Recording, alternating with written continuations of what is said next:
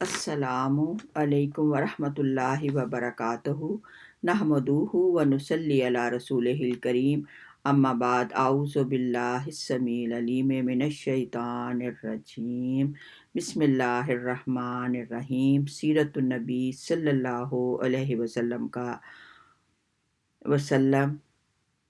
का सफ़र। अल्लाह करीम का पहला पैगाम अपने महबूब के नाम, पढ़िए अपने रब के नाम से। रसूलुल्लाह सल्लल्लाहु अलैहि वसल्लम की उम्र 40 साल है। मक्का के लोग इस बेटे पर फ़ख्र करते हैं। अरब का बड़े से बड़ा सरदार भी आपकी सलाहियतों का एतराफ़ करता है। आप सल्लल्लाहु अलैहि वसल्लम की विलादत एक कदीम शहर मक्का में हुई। ये वो इलाका है, खुश्क रेगिस्तान, ना कोई खेत ना दरख्त, छोटे छोटे गांव, लोग ऊंट और बकरियां पालकर गुजारा करने वाले इंसान थे। पैदा होते ही यतीम, अभी 7 साल की उम्र न थी कि वालदा वफात पा गई। ना कोई स्कूल न दारुल उलूम। अरब कुरान करीम ने अरब कौम को उम्मीयीन कहा है, लेकिन अल्लाह ताला ने आप सल्लल्लाहु अलैहि वसल्लम को ऐसी फितरत अता फरमाई कि आपने न कभी कोई शेर कसीदा पढ़ा, न किसी ऐसी मजलिस में गए, न कभी बुतों के आगे सर न झुकाया, न कभी कोई मन्नत मानी, न कभी बुतों के आगे रखा हुआ खाना खाया। अरब का बड़े से बड़ा सरदार आपसे ताल्लुकात रखने का ख्वाहिशमंद था। इस ज़ात मुक़द्दस के 40 साल अपनी बरादरी में ऐसे गुजरे, न किसी किताब को हाथ लगाया, न कलम हाथ में लिया, न किसी मकतब में गए। 40 साल के बाद आप सल्लल्लाहु अलैहि वसल्लम की ज़बान पर जो कलाम आया वो कुरान था। कुरान और उसके अहकाम सारी दुनिया के लिए आए, लेकिन इसके सबसे पहले मुखातिब जो थे वो अरब थे। अल्लाह करीम ने रसूलुल्लाह सल्लल्लाहु अलैहि वसल्लम का 40 साल का किरदार लोगों को दिखाया और बताया कि बेहतरीन इंसान कैसे ज़िंदगी बसर करता है। अब आप 40 साल की उम्र है।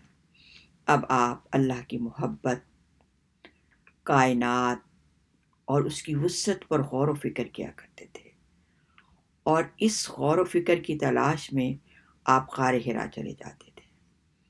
ये वो गार हिरा है जहाँ पे आपके दादा हज़रत अब्दुल मुत्तलिब भी रमज़ान में गार हिरा में रुका करते थे। इस गार से बैतुल्लाह जो है वो नज़र आता है।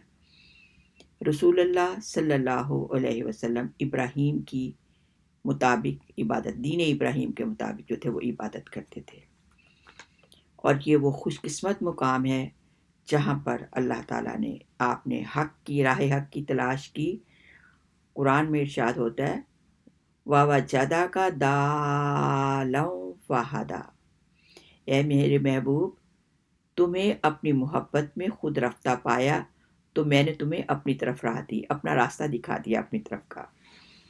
अब आप सल्लल्लाहु अलैहि वसल्लम जो ख्वाब देखते सुबह को उसी तरह सच्चा हो जाता। इस तरह 6 महीने गुजर गए और आप गार हिरा जाते, घर वापस जाते, अपनी बच्चियों से खेलते, अपनी बेटियों को गोद में लेते, प्यार करते। सैयदा खदीजा कहती हैं कि मेरी ज़िंदगी में इससे प्यारे लम्हात कोई ना थे कि जो पल मैंने नबी मुकर्रम सल्लल्लाहु अलैहि वसल्लम और अपने बच्चों के साथ जो थे वो गुजारे। प्यारे नबी सल्लल्लाहु अलैहि वसल्लम ने राह हक की तलाश में और इसकी तबलीग में अपने बीवी बच्चों की मोहब्बत भी जो थी कुर्बान कर दी। आप गार हिरा में थे, रमज़ान का महीना है। एक फरिश्ता आया, उसने रसूलुल्लाह सल्लल्लाहु अलैहि वसल्लम को आवाज़ दी। आप सल्लल्लाहु अलैहि वसल्लम ने इधर उधर देखा, मगर वहाँ आप सल्लल्लाहु अलैहि वसल्लम को अपने सिवा कोई नज़र न आया। फरिश्ता सब्ज़ रंग के रेशम पर सुनहरी हरूफ से लिखी हुई सूरत अलग की 5 आयत लाया है। उसने पढ़ने के लिए रसूल करीम सल्लल्लाहु अलैहि वसल्लम को दी। फिर फरिश्ता कहने लगा, पढ़िए। आप सल्लल्लाहु अलैहि वसल्लम ने कहा, मां अना बिकारी, मैं पढ़ने वाला नहीं हूँ, I am not a reader. فرشتے نے صلی اللہ علیہ وسلم کو سینے سے لگایا اور اپنی طرف دبایا اور پھر چھوڑ دیا۔ فرشتہ پھر کہنے لگا، پڑھیے اپنے رب کے نام سے۔ آپ صلی اللہ علیہ وسلم نے دوبارہ کہا، I am not a reader. فرشتے نے پھر آپ کو ایک بار اپنے سینے سے لگایا اور پہلے کی نسبت زیادہ زور سے دبایا اور کہا، پڑھیے اپنے رب کے نام سے۔ اور فرشتے نے کہا، پڑھیے اپنے رب کے پاک نام سے پڑھنے کا آغاز کریں۔ اقرا بسم ربک الذی خلق، خلق الانسان من علق، اقرا وربک الاکرم الذی علم بالقلم علم الانسان ما لم یعلم، کہ آپ کا رب بڑا کریم ہے جس نے قلم کے ذریعے علم عطا کیا، انسان کو وہ کچھ سکھایا جو وہ نہیں جانتا۔ رسول اللہ صلی اللہ علیہ وسلم نے اس فرشتے کے ساتھ سورۃ علق کی 5 آیات تلاوت کی۔ یہ پہلا پیغام ہے، یہ پہلی وحی ہے جو اللہ کریم نے اپنے آخری اور اپنے پیارے محبوب صلی اللہ علیہ وسلم کی طرف جو ہے وحی کی۔ اللہ کے کلام کا اثر ہے کہ رسول اللہ صلی اللہ علیہ وسلم کو سخت گھبراہٹ محسوس ہوئی۔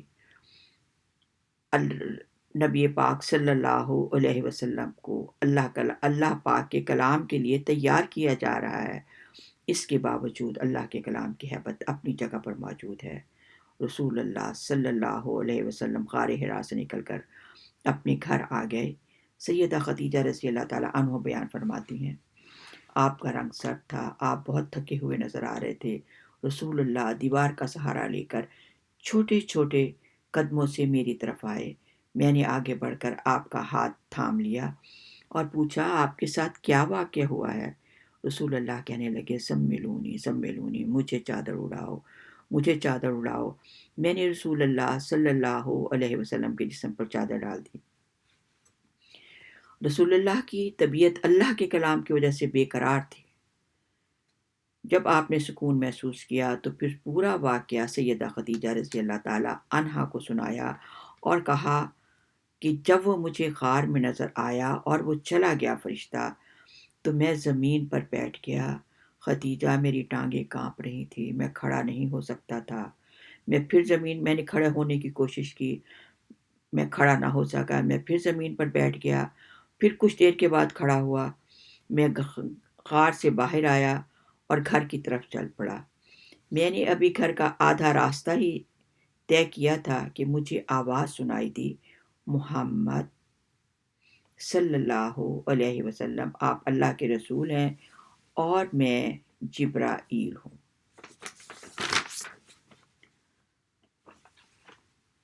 اس کے بعد یہ آواز آسمان سے آ رہی تھی۔ میں نے اوپر دیکھا، ایک شخص جس کے رخسار انسانوں کی طرح تھے آسمانوں کی وسعت میں کھڑا ہے۔ میں دیکھتا رہا، مجھ میں چلنے کی ہمت نہ تھی۔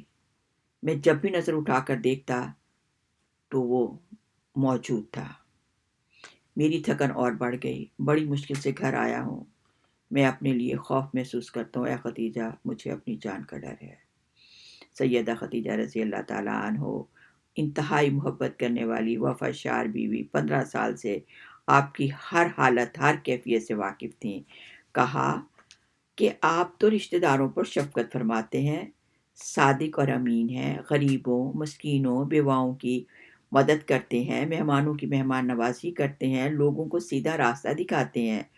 جس انسان میں یہ ساری خوبیاں موجود ہوں، اللہ رب العزت خود اس کی عزت، آبرو اور اس کی جان کا محافظ ہے۔ اس کے بعد سیدہ خدیجہ آپ کو ورقہ بن نوفل کے پاس لے گئی۔ ورقہ بن نوفل عربی زبان، عبرانی زبان لکھنا پڑھنا جانتے تھے اور انجیل کا ترجمہ انہوں نے عربی زبان میں لکھا۔ آپ نے صلی اللہ علیہ وسلم نے غار حرا میں پیش ہونے والا واقعہ اور اپنی کیفیت بیان کی۔ ورقہ بن نوفل نے کہا، یہ وہی ناموس ہے جسے اللہ نے اپنے نبی موسیٰ کے پاس بھیجا تھا، کاش میں اس وقت جوان ہوتا تو میں تمہاری مدد کرتا، تمہاری قوم تمہیں ساحر اور قذاب کے نام سے پکارے گی، تم پر ظلم کرے گی، کاش میں تمہاری مدد کرنے کے لیے اس وقت تک زندہ رہوں جب تمہاری قوم تمہیں مکہ سے نکال دے گی۔ خدا کی قسم جس کے قبضہ میں ورقہ بن نوفل کی جان ہے، تم اس امت کے نبی ہو، تم محمد صلی اللہ علیہ وسلم اس امت کے نبی ہو۔ رسول اللہ صلی اللہ علیہ وسلم نے بڑی حیرت سے پوچھا، کیا میری قوم مجھے میرے وطن سے نکال دے گی؟ کیونکہ قوم تو بہت پیار کرتی تھی آپ سے۔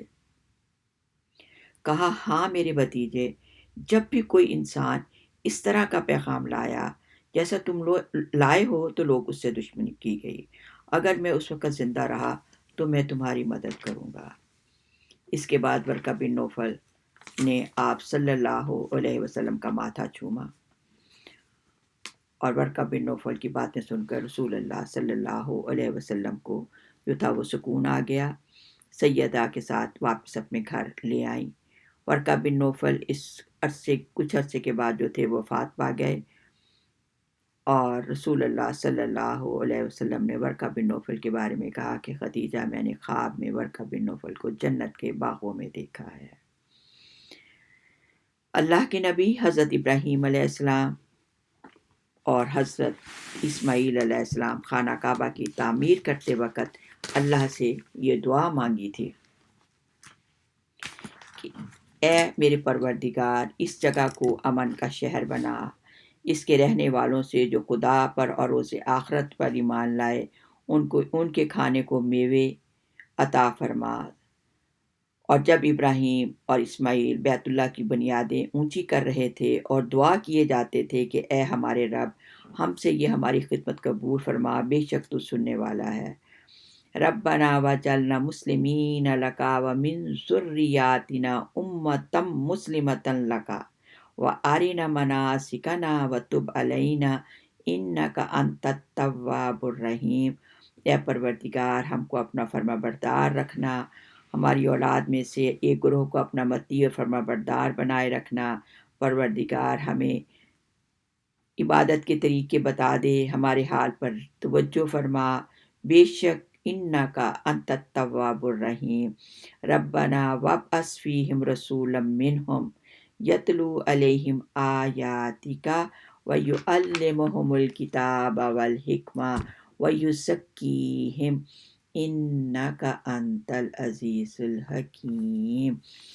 انکا انت العزیز الحکیم۔